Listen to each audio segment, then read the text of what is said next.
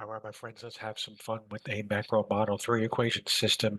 You got the Excel spreadsheet, which is going to be our empirical way to represent the ISMP and PC curves, those three equations that are defining output inflation and the real interest rate.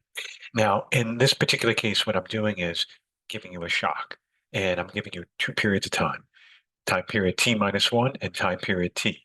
Remember your nomenclature and Excel blue means I'm giving it to you. So I'm giving you a parameterization of 1, 3, and 21. No shocks for IS or PC at first, and I've calibrated the star variables. In the spreadsheet, all of the equilibria are provided to you. Big, ugly messes, I'm already giving them to you. Time period T, the moment of the shock. Well, the parameters are all the same. IS shock is the same. And then I have epsilon PC equal to 4. Now, we're not thinking about it beyond there, but you can assume it just stays there at that point. It goes up, it's positive. Now, the magnitude, I'm not really worried about. The fact that it's positive means that we have some type of adverse supply shock. How do I know that it's adverse? Well, a couple of ways.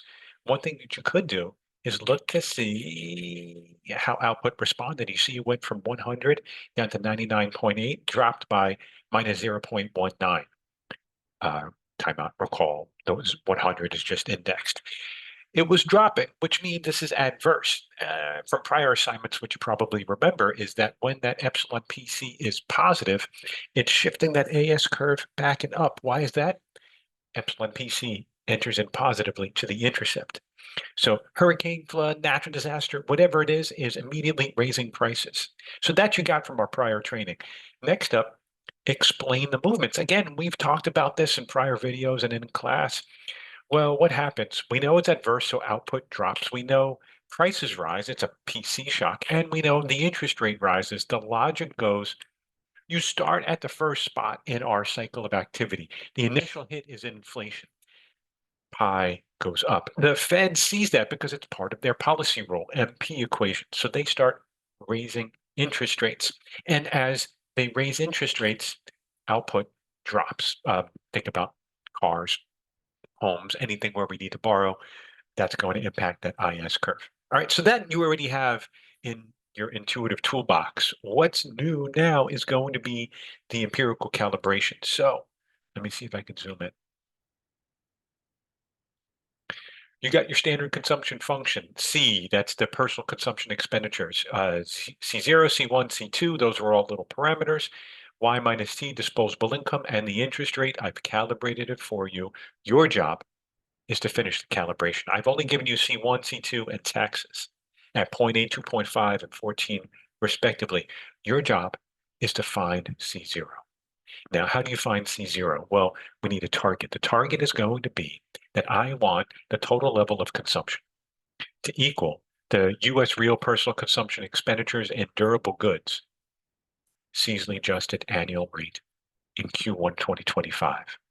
All right, so we got a consumption function that's going to account for everything, but I want you to target a particular number, which is for durable goods in the first quarter of 2025. Now, I can't just hit that directly. What I want to do is think about the errors. I'm going to take the errors from what my model implies, what I get from Fred, and then I'm going to square them and trying to make that as small as possible by doing what? By changing C0. And here's a setup. So this is copy paste from what you saw on the prior slide. You got that epsilon PC at 4. You got the drop in output and pi and R. We don't need the gaps right there. So now here's where the consumption function comes in. 0.8, 2.5, and 14. That's what was provided to you.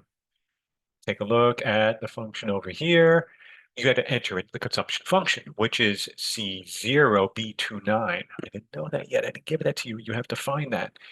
And then the C1, which is the marginal propensity to consume, appended to the disposable income, minus the C2, the B31, times the interest rate.